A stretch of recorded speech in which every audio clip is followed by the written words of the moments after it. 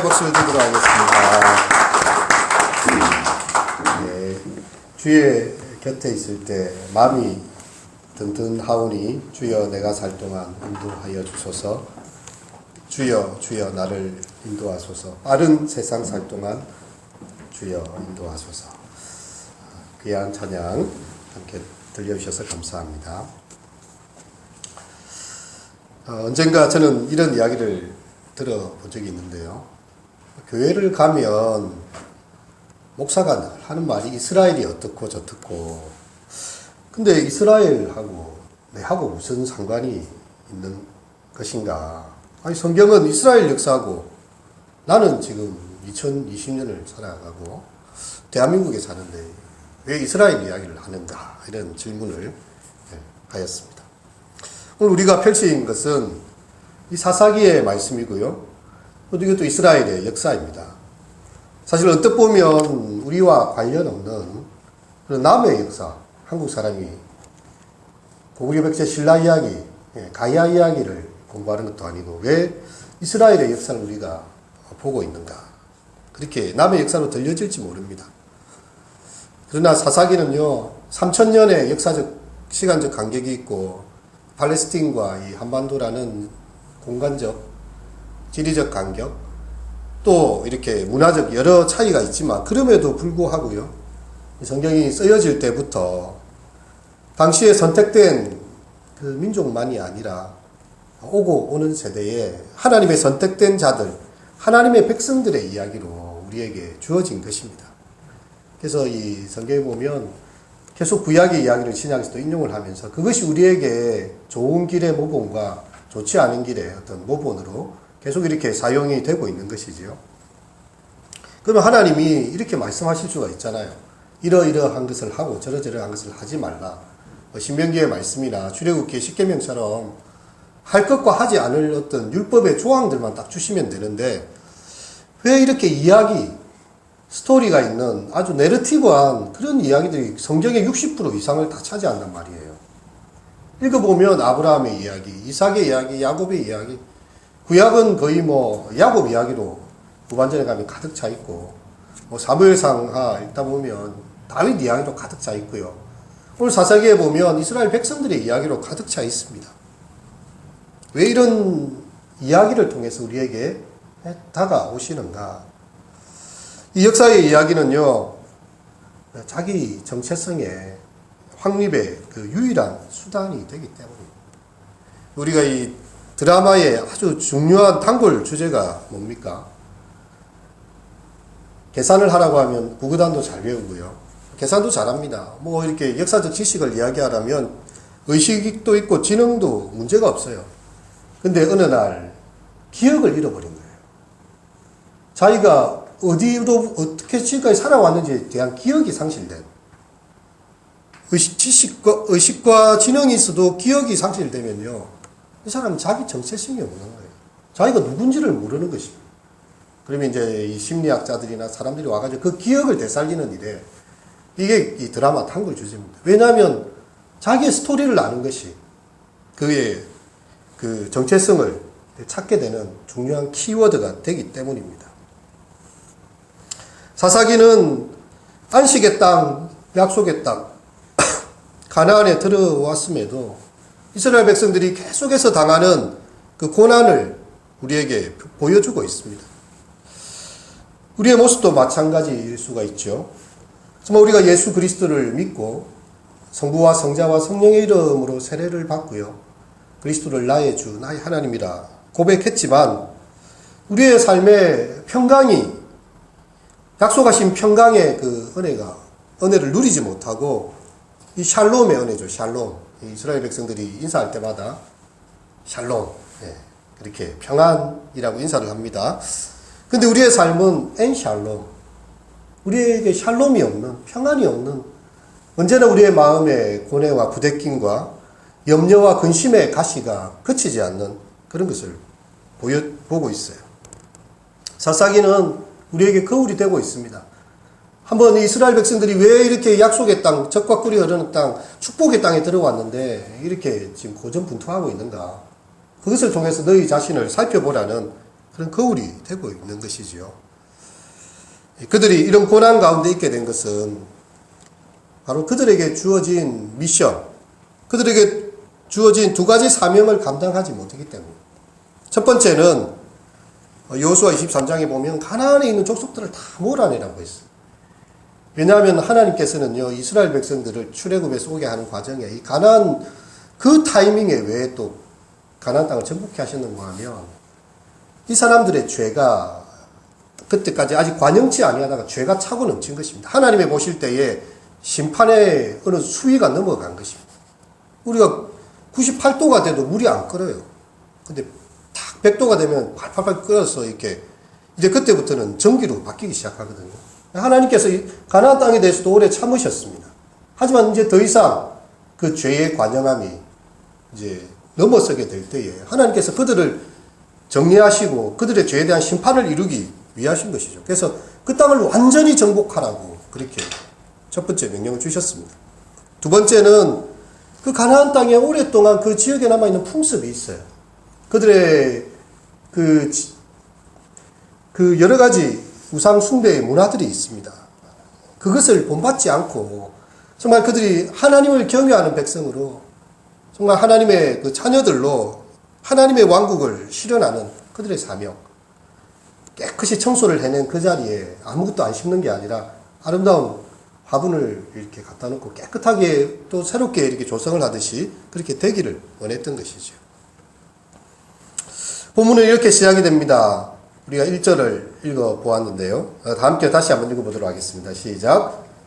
여호수아가 죽은 후에 이스라엘 자손이 여호와께 여쭈어 이르되 우리 가운데 누가 먼저 올라가서 가나안 족속과 싸우리까. 예.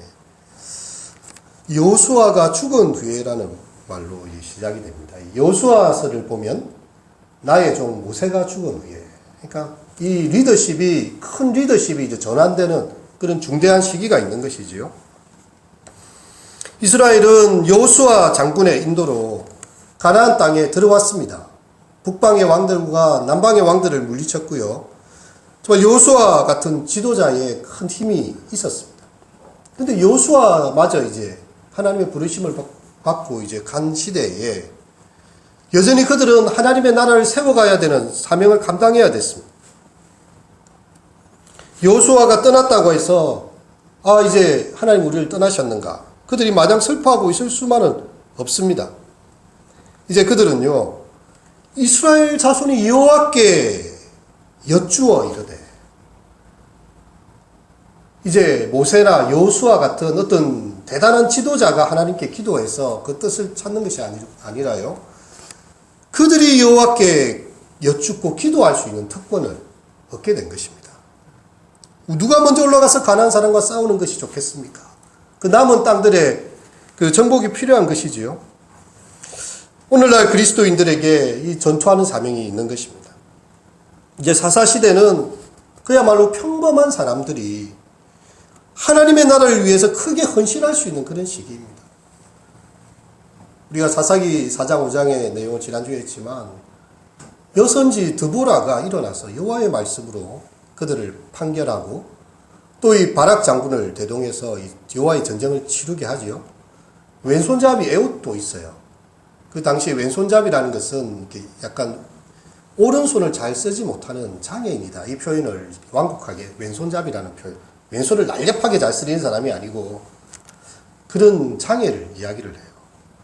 그런 사람들이, 아주 평범한 사람들이 갑자기 하나님의 영의 부음을 받고요, 이 사용되는 그런 시기가 되는 것입니다. 예수님께서 제자들에게 마태복음 11장에 말씀하십니다. 세례 요한의 때부터 지금까지 천국은 침노를 당하나니 침노하는 사람은 빼앗을 것이다. 세례 요한이 이렇게 온 이후로부터 이제 천국은 침노하는 자가 그것을 차지하게 되리라는 그런 아주 강력한 표현입니다. 여러분, 정말 우리에게는 천국을 차지하고자 하는 하나님의 약속된 축복을 얻고자 하는 하나님의 그 언약의 메시지가 내 삶에서 실현되고 하나님의 살아계심이 고백되는 그런 순간들을 맛보고 싶어 하지 않습니까? 정말 우리가 하나님께 대해서 천국을 향한 침노의 마음이 있어야 돼요. 좋은 학원을 등록하기 위해서도요. 사람들이 학교가 아니라, 뭐 대학이 아니라 좋은 학원을 등록하기 위해서도 시험을 치고 떨어집니다. 그래서 매수를 해가지고 제가 보니까 서울에 있는 종로학원 이런 데 보니까요. 그 학원 들어가는데도 경쟁이 치열해요. 그것을 침노하기 위해서 그 학원에 들어가는 자격을 얻기 위해서 공부를 열심히 해야 그 학원에 등록이 돼요. 그래가지고 이제 나중에 대학 입시에 뭐 공부를 진력하게 되는데 그거 하나를 위해서도 사람들이 정말 이렇게 열심히 공부를 한다는 것이죠.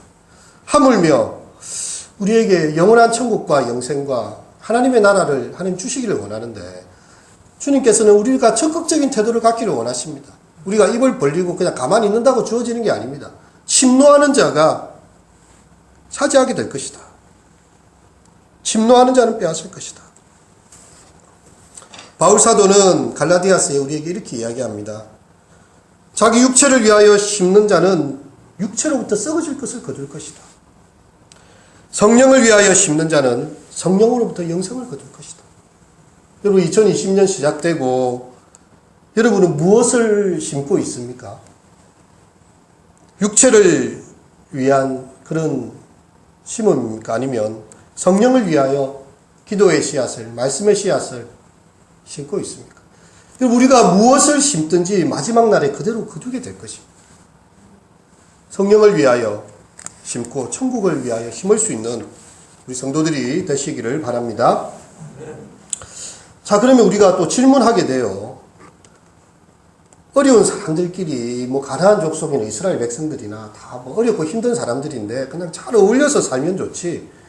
왜 이렇게 가나안 족속을 누가 치리까 하고 또 이 정복 전쟁을 하려고 하는가.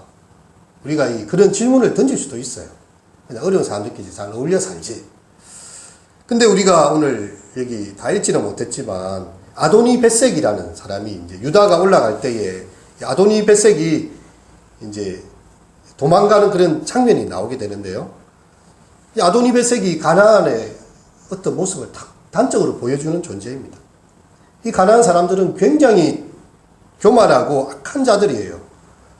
마치 암세포와 같아서 조금이라도 남겨두면 뭐 이 정도면 적당히 되겠지. 그렇지 않습니다. 또 번져가고 또 번져갑니다. 하나님께서 이스라엘 백성들에 대한 요구는요. 죄의 뿌리를 이렇게 끝까지 다 철저히 뽑아내라는 것입니다.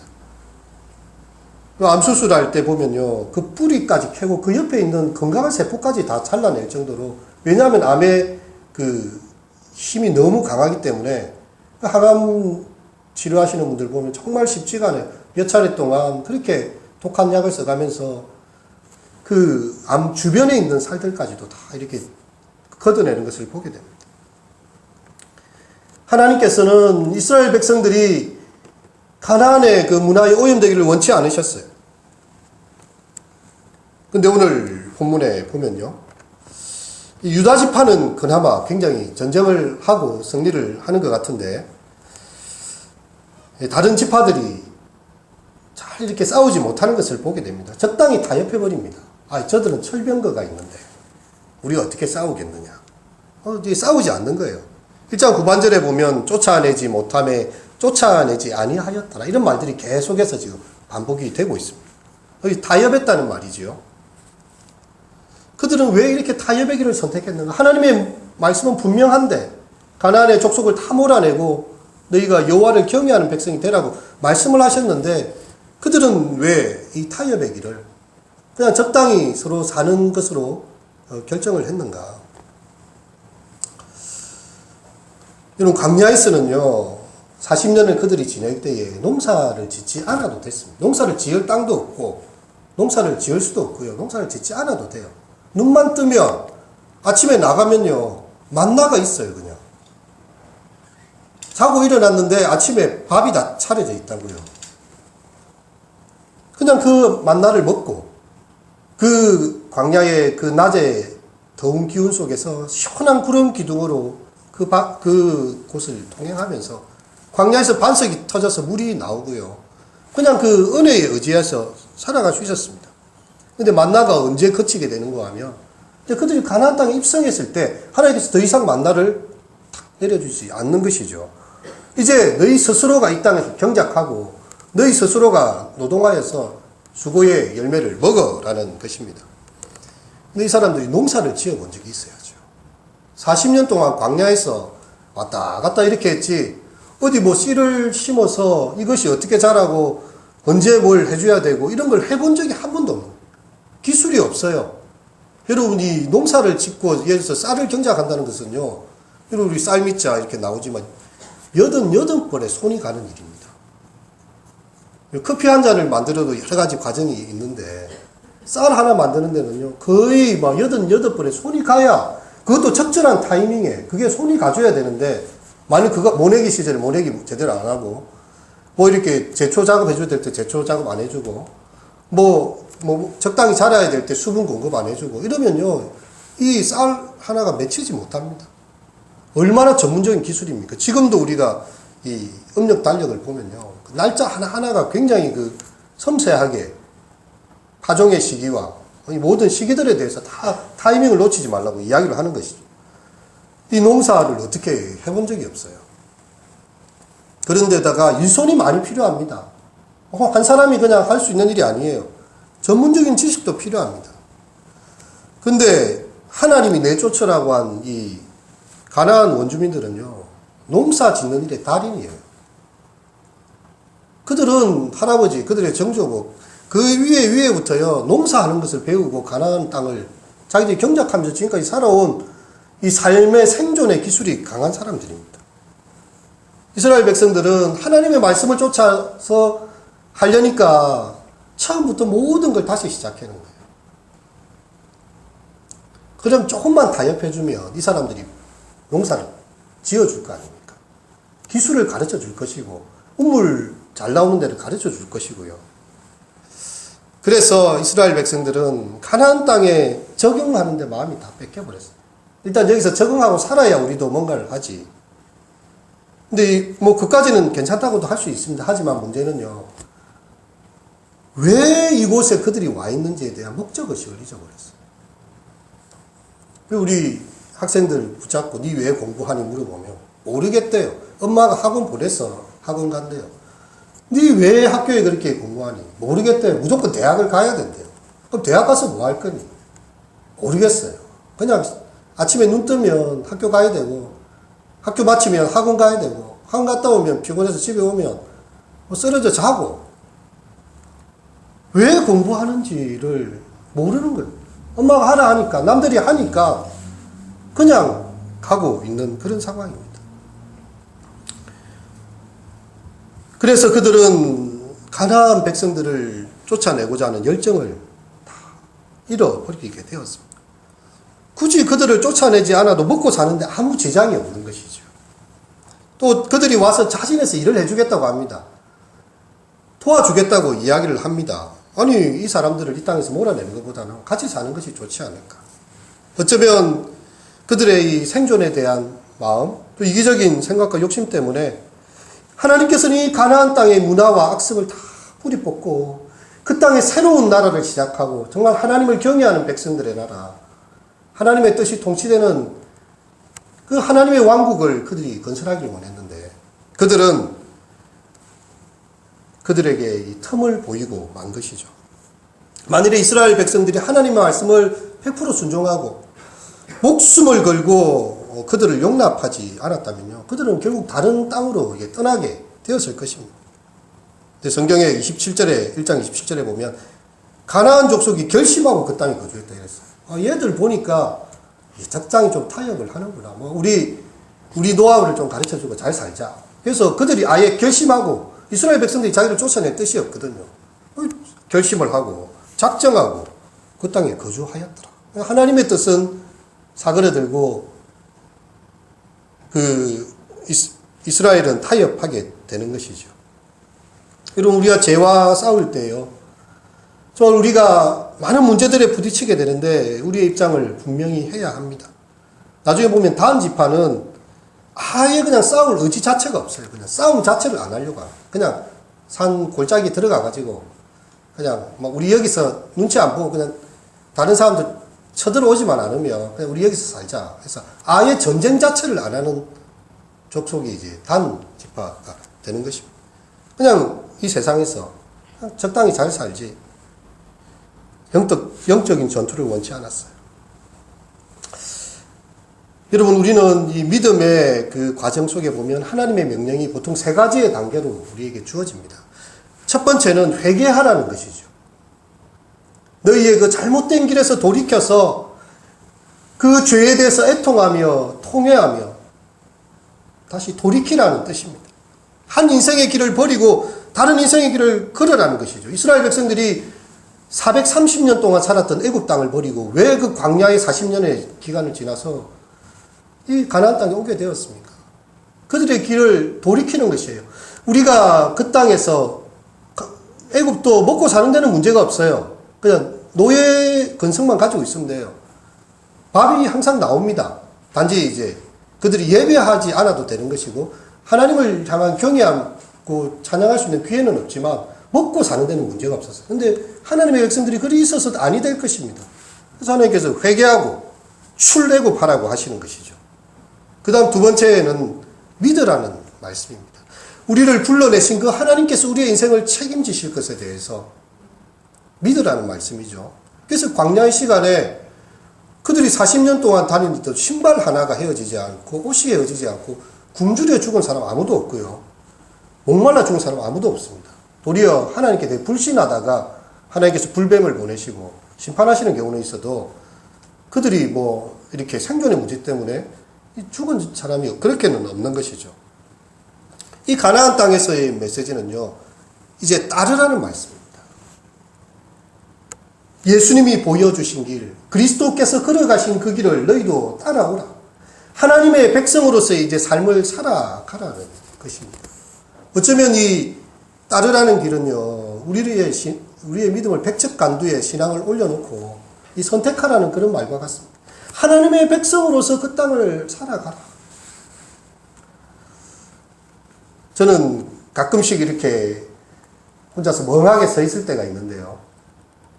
똑같은 장소에 똑같은 일들을 계속 하다 보면 내가 뭘 하는지를 모를 때가 가끔씩 있더라고요. 그래서 그냥 가만히 서가지고 내가 여기에 왜 왔나? 나는 누구인가? 여기는 어디고 내가 뭘 하기 위해서 여기에 있나를 생각해 볼 때가 있습니다. 여러분, 우리가 살아가는 거, 그리스도인들은 어쩌면 예수님이 보여주신 길을 따라가기 위해서 힘들게 살아야 될 각오를 해야 합니다. 세상 사람들은 그냥 잘 먹고 잘 살면 되는 것이에요. 등 따시고 배부르고 걱정 없으면 되는 것입니다. 근데 우리가 살아가는 그 목적이 아니지 않습니까? 하나님의 백성은요, 저 사람이 저렇게 고난을 당하고 어려움을 당하는데도 하나님을 고백하는구나. 저렇게 힘들고 어려운데도 정직하게 행하고 그가 정말 다른 사람과 다르다는 것을 보여주는 하나님의 살아계심을 보여주기 위해서 존재하는 것입니다. 여러분, 우리를 보면서 누군가가 그렇게 이야기를 합니까? 당신이 믿는 하나님은 조금 다른 것 같다. 여러분, 과연 그런 이야기를 한 번이라도 들어본 적이 있나요? 여러분, 우리를 봤을 때 누군가가 당신이 믿는 하나님에 대해서 너에게 있는 그 소망에 대해서 나에게 들려달라. 그렇게 질문하는 삶이 우리 가운데 이루어져야 되는 것입니다. 그러니까 우리가 얼마나 이 힘든 일을 살아갑니까? 학교에서 공부도 잘해야 되지만 신앙생활도 열심히 해야 되고요. 뿐만 아니라 학교에서 어려운 사람들을 잘 도와주는 일들을 우리 학생들은 해야 되는 것입니다. 자기 코가 석잔데도 다른 친구 밥을 안 싸우면 혹시 밥을 안 먹었나? 도시락을 나눠 먹을 수 있고, 아니면 같이 옆에서 혼자 밥 먹고 있으면 찾아갈 수 있는 그런 사람이 돼야, 자기 밥 혼자 잘 먹고 공부하는 거 누구나 할 수 있잖아요. 직장인들도 마찬가지입니다. 월급 따박따박 잘 나오고, 거기서 내가 사는데 이렇게 카드값 매달 메꿀 수 있으면 그게 만족하는 게 아니지 않습니까? 우리를 그 직장에 심으신 이유는 하나님의 백성으로서 그 어렵고 힘든 중에도 저 사람이 그 다른 사람의 어려움을 돌아보고 저 사람은 우리와 무엇이 다른가? 제가 예전에 한 성도, 우리 예전에 교회 집사님이 그 병원에서 이렇게 제가 신방을 갔는데 그분의 표정이 너무 밝으셨어요. 항암 7차인가 8차까지 막 하고 계셨는데 도리어 사람들에게 희망을 주면서요 이야기를 하고 다닌대요. 근데 사람들이 의사가 와가지고 잘 될 겁니다. 혹은 누가 이렇게 방문자들이 와서 잘 될 겁니다. 이렇게 해도 안 믿어요. 당신이 암을 알아봤느냐? 암 이형자라도 아느냐 당신이. 근데 7차 8차까지 하면서도 웃고 있는 이 집사님 앞에서는요 다 이야기를 들어요. 아니 어떻게 내가 한 번 지금 이렇게도 정말 삶이 힘들어 죽겠는데 어떻게 그렇게 힘든 가운데서도 웃고 다니면서 그렇게 말씀하실 수가 있습니까? 그 사람한테는 이야기를 듣는 거예요. 여러분 우리 속에 그리스도로 인한 그 소망과 기쁨과 정말 사방으로 우겨쌈을 당하여도 쌓이지 아니하고 답답한 일을 당하여도 낙심치 아니하는 정말 우리가 여러 가지 어려움과 환난에 하나님의 백성들이 처할 수 있지만 그 가운데서도 정말 그 표정이 전도지죠. 내가 전도지 하나 줘서 읽어보는 게 아니라요. 아니 당신은 내하고 당신이나 거의 뭐 같이 힘든 것 같은데 왜 당신은 웃을 수가 있지? 당신은 어떻게 그 가운데서도 이렇게 다른 사람을 돌볼 수가 있지? 달라야 되는 것이죠. 우리가 싸워야 될 싸움은 무엇일까요? 사실 제가 볼 때는 요즘같이 맞벌이 부부 시대고 애들도 정말 힘든 시대고요. 학원에 공부에 또 주말 되면 놀아야지요. 이런 시대에 주의를 지키는 것도 사실 어려워요. 예전보다 더 어려운 것 같아요. 예전에는 딱 보면 그래도 살아가는데 남편 혼자 버려와도 괜찮고 지금처럼 학원이나 개인 가외 공부하는 그런 정도는 없었거든요. 근데 바쁘게 일주일을 지키고 주일날 이렇게 걸어오시는 한 분 한 분의 그 한 주간의 여정이 얼마나 고단했을까. 늦게 누우면 일찍 자고 그 마음에 부대끼는 여러 가지 삶의 고뇌들을 안고 오면서 얼마나 힘들었을까. 하지만 그럼에도 불구하고 일어나서 예배당에 나오는 거. 여러분 제가 예배당에 나와라 말한다고 나오겠습니까? 그렇지 않죠. 여러분 속에 그 영적 싸움을 싸우는 거예요. 힘들지만 혹시 너무 피곤해서 졸더라도 교회 가서 졸자. 피곤하면 안 나올 수 있잖아요. 누가 뭐라 하겠습니까? 하지만 내가 너무 몸이 고나여 지치더라도 내가 죽더라도 교회 가서 예배당에 기도하다가 죽자. 그런 마음으로 나오시는 거잖아요. 우리 말씀 읽는 거 얼마나 어려운지 압니까? 일주일 내내 스마트폰에 책에 TV에 많은 일들이 쏟아집니다. 근데 성경 한번 펼쳐서 그 말씀을 단 한 장을 읽는 게 영적 전투입니다. 이렇게 바쁜데 지금 정신이 없는데 바쁠 때는 바빠서 성경 못 읽고요. 피곤하면 피곤해서 못 읽어요. 하지만 피곤하지만 성경을 펼치는 것이고요. 바쁘지만 그 가운데 성경을 듣는 것입니다. 그리고 기도하는 시간요. 쉽지 않습니다. 5분 동안 마음을 모아서 기도하기도 쉽지 않아요. 하지만 내 어느 하루의 한순간에 잠시라도 기도에 두서 세상의 모든 걸 다 닫고 하나님, 나는 하나님의 은혜로 사는 사람입니다. 내가 어찌해야 할 바를 모르겠습니다. 구하라 주실 것이요 찾으라 찾을 것이요 두드리라 열릴 것이라 하신 주님 내게 말씀해 주십시오. 그렇게 기도하는 것. 하나님께서 그 기도의 현장을 다 보고 계신 것이죠. 하나님께서 이 유다의 그 이야기를 들었어요. 누가 먼저 올라가서 가나안 족속과 싸우리까? 이제 여호와께서 이르시되, 이제 하나님께서 직접 말씀하시죠. 유다가 올라갈지니라. 보라 내가 이 땅을 그의 손에 넘겨주었노라.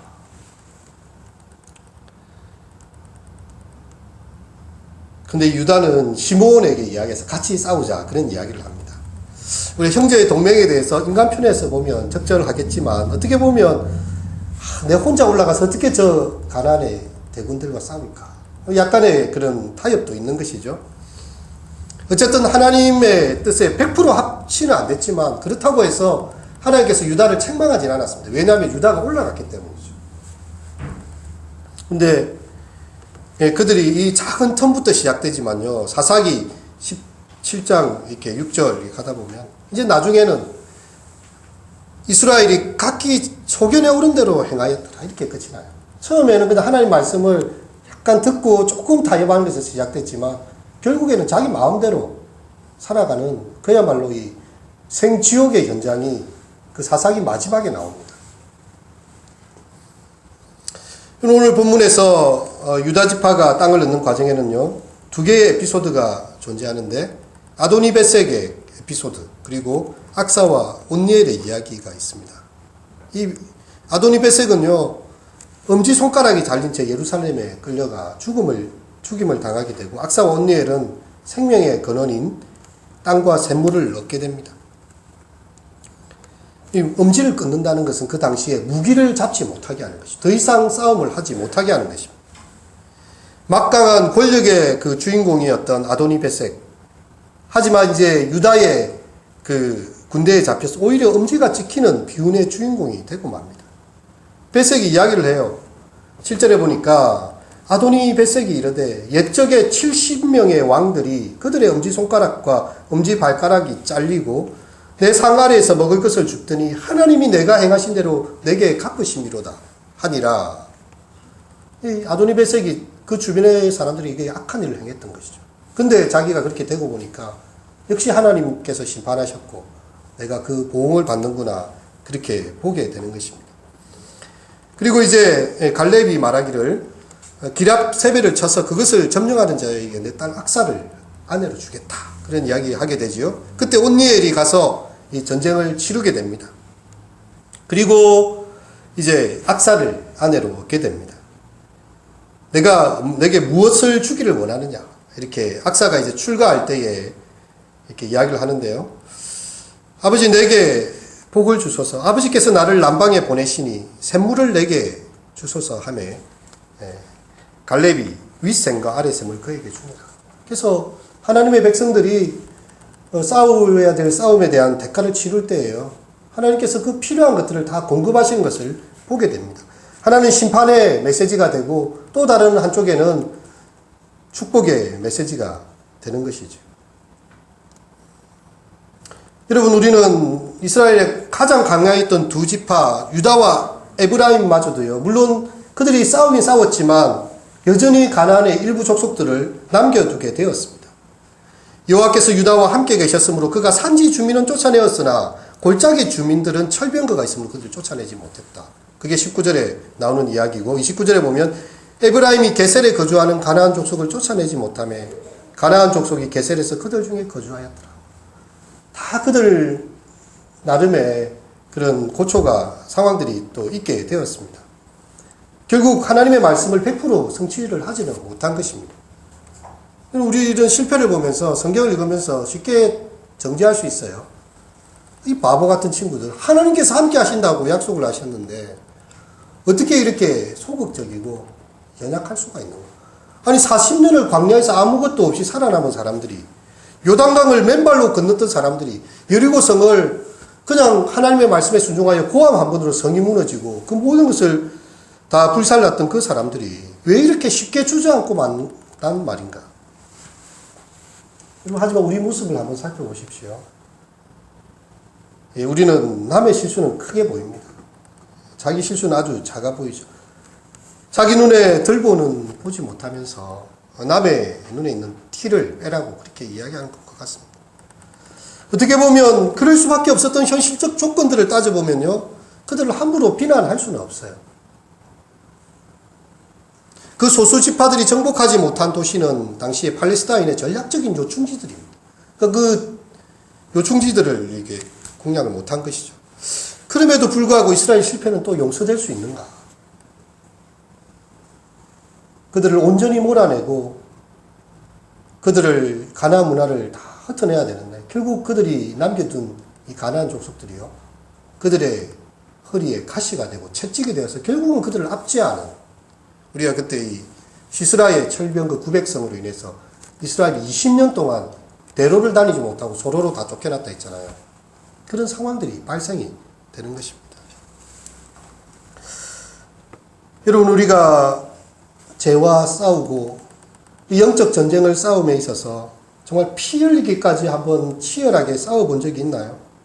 너희가 죄와 싸우되 아직 피 흘리기까지 대항하지 아니하였다. 정말 내 속에 있는 나의 죄의 연약함들, 못된 습관들, 아주 세상에 타협하는 그 어떤 영역들이 다 있을 것입니다. 하나님께서 그것을 싸워 이기라고 2020년에는 정복하여 나아가라고, 그리고 너희가 이제 세상의 빛으로 소금으로 우뚝 서서 이 땅에 그리스도의 영광을 드러내라고 말씀하고 계시지요. 하나님께서 함께 계시겠다고 약속하고 있습니다. 하지만 그것이 쉽지가 않습니다. 하지만 그럼에도 불구하고 우리는 다시 한번 일어나야 되는 것이죠. 이 잠깐의 타협이 이스라엘의 사사기 역사에 긴 고통의 역사를 만드는 그늘을 들이우게 됩니다. 그들의 작은 타협이요, 그들에게 큰 고통의 아픔을 결국 남기게 되는 것입니다. 주기철 목사님이 이렇게 일제강점기에 했던 설교 중에 일사각오라는 설교가 있지요. 영화로도 나오게 됐는데, 정말 신앙을 지키기 위해서 죽음을 각오하는 한 번의 죽음, 세상에 나서 우리가 단 한 번 죽는데 그 한 번의 죽음을 각오하고 신앙의 가치를 지키겠다는 그런 설교를 하고요, 그 믿음을 지켜갔던 것을 기억합니다. 우리에게 주님을 따르는 길은요, 떠날 것으로부터 반드시 떠나야 되는 것이죠. 홍순택 시인의 그 분명함과 희미함에 보면 이런 구절이 있습니다. 분명히 떠나는 것과 희미하게 떠나는 것은 전혀 다릅니다. 분명히 떠나면 새로운 것을 얻게 되지만 희미하게 떠나면 과거의 음해이기 때문에 나는 떠나야 할 것으로부터 분명히 떠남으로써 새로운 좋은 것을 얻는 사람이 될 것입니다. 사랑하는 성도 여러분, 정말 우리가 올 한 해에도 정말 하나님 앞에서 그 명령을 지키기 위하여서 죄와 피 흘리기까지 싸우고 영적 전투를 또 승리하시는 우리 모두가 되시기를 축원합니다. 이 시간 함께 조용히 눈을 감고 묵상의 기도로 기도하시기를 원합니다. 우리 성도님들 아직 결단하지 않은 분, 오늘 이 시간에 결단하시기를 원하고요. 이미 결단하고 믿음으로 여기까지 오셨다면 더욱 앞으로 전진하여 나가기를 원합니다. 오늘 말씀을 통해서 성령께서 내게 무엇을 하라시는지 들어보시고 순종할 수 있기를 바랍니다.